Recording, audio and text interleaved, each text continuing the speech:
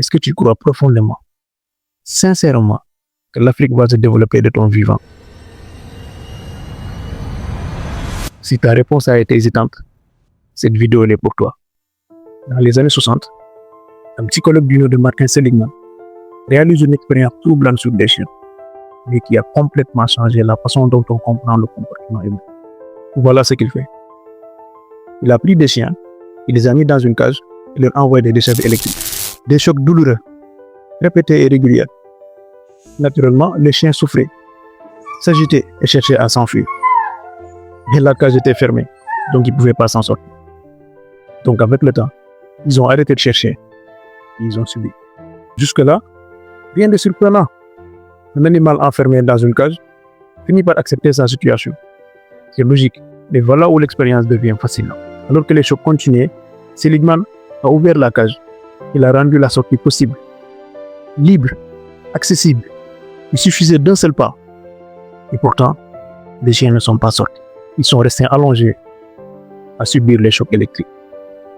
Alors pourquoi?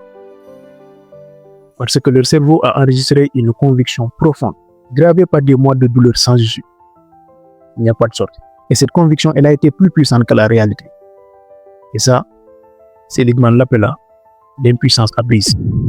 Notre cerveau, après trop de douleurs sans issue, ne cherche plus à en sortir. Il se convainc qu'il n'y en a pas, même s'il existe. Maintenant, laisse-moi te dire quelque chose. Ce que ces chiens ont vécu, notre génération le vit depuis des décennies. Et nos parents avant nous. Depuis que nous sommes enfants, nous recevons des décharges.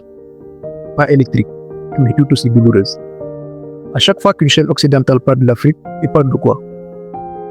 La famine, les guerres, les maladies, les réfugiés, l'immigration. Ce qui est certes vrai. Mais est-ce que c'est en Afrique simplement qu'on retrouve ces phénomènes? Les réseaux sociaux, ils ont amplifié ça à une vitesse terrifiante. Chaque catastrophe devient automatiquement virale. Les algorithmes en raffolent.